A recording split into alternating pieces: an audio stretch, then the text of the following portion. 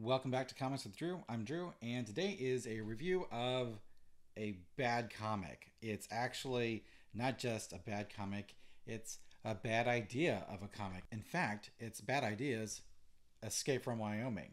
Yeah.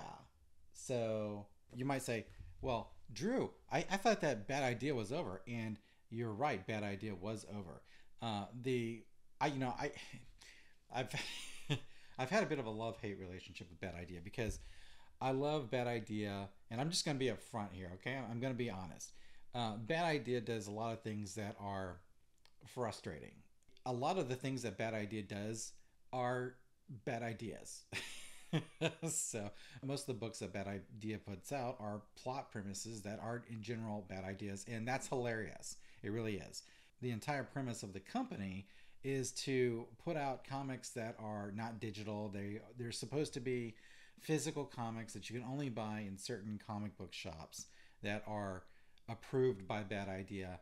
And so, there's lots of different things that can go wrong. So you can't like mark the prices up, and so people get upset because people will run in and then they'll buy the books, but then they'll put them on eBay or some other place, and then the books sell out, and it's kind of counterintuitive, and you might say it's even anti-consumer for those who are not fanatical comic book fans, right? And those who are fanatically devoted.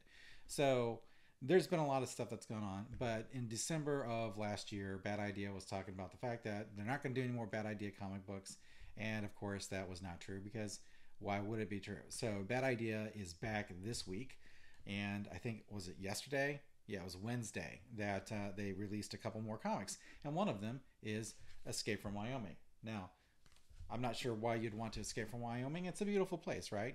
Well, if you read the book, it's actually in the plot, in the story, it's not the greatest place. So the book is by Robert Venditti. Robert Venditti is a favorite of mine. He's a writer that I think is very inventive. He did some great Green Lantern stuff, in my opinion. And I just really dig his vibe. I like the way he understands characters and the way he knows how to write stuff that, you know, he really thinks the way characters would think, and he really nails the way that they react in given situations. Now, I'm not familiar though with Jorge Monlongo. He is a Spanish artist, and he is famous for doing work with Hello Kitty and Adventure Time. I think he did Adventure Time, was it number 13 or something like that? I'm not sure. I don't read Adventure Time, but yeah, he does kind of like cute art and stuff that you might find in children's books.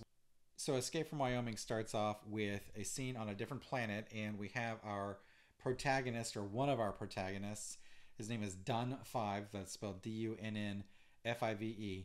Dun Five is being convicted in this criminal court of bribery. He is a space cop, which, Robert Venditti's got plenty of experience with writing space cops.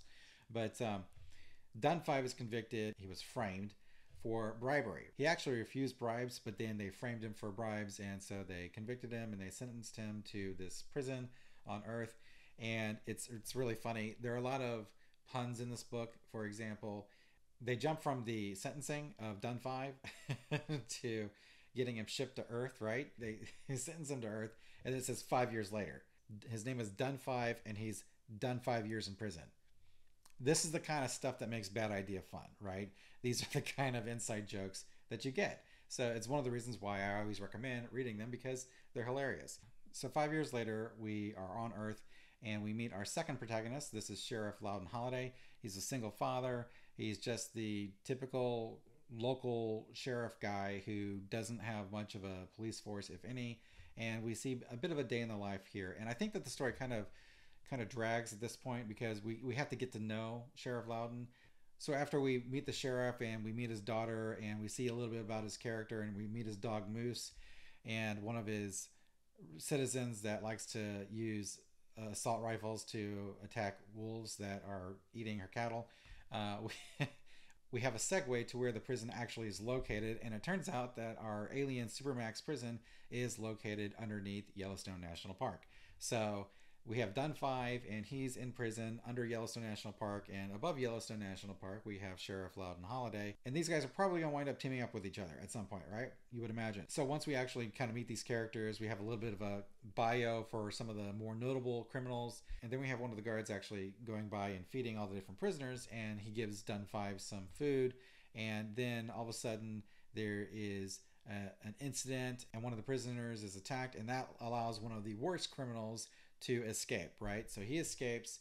So once all the dust is settled and they see what's happened, the warden is left with a very difficult decision. So he needs to get this escaped convict, but none of the space guards or prison guards can actually leave the facility because they still have a bunch of other convicts that they have to keep an eye on and make sure that they don't get out.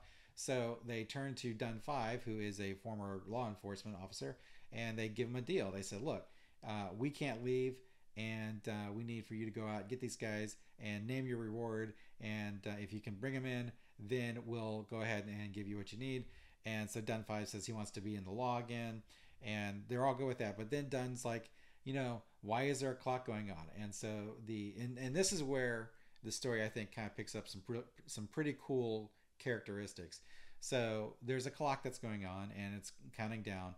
And the warden tells Dun 5 that the clock is a countdown, and if they are not able to get a hold of that prisoner again, that the entire planet's going to be vaporized. And so he's like, you've got 75 minutes to go find the escaped convicts and return them, and return the hostage guard that they took with them. And if he does that within 75 minutes, then the Earth will not be blown up or vaporized, and presumably we'll all live happily ever after in jail. So yeah. So that's the general plot of the book. So I gave the story 4 out of 5. The art also 4 out of 5. It's a really unique book, and it's not something that you're going to read about or going to find in most other comics these days.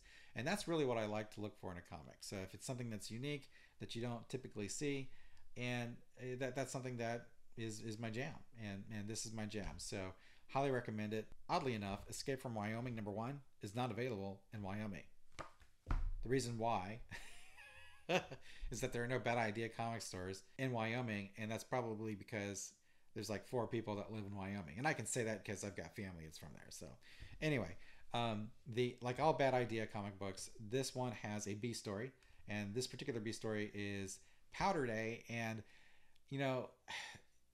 the B stories, your mileage is going to vary whether or not you like them. Oftentimes they're kind of morality plays, which is really cool because a lot of Bad Idea stuff is centered around ideas and concepts and stories where the characters act upon bad ideas, whether they're trying to be criminals and maybe they're not sure about what they're doing and how it goes sideways. Powder Day is another example of that. What I do like about it is it's black and white. I will say that black and white comics are underrated. They are so cool because they're automatically kind of like underground comics, and that gives them kind of like a renegade counterculture vibe to them. And so you kind of like feel like you're reading something that maybe you're getting away with reading because it's not fit for general consumption. And so I really like the lo-fi Bad Idea comics. And so this one again is Powder Day.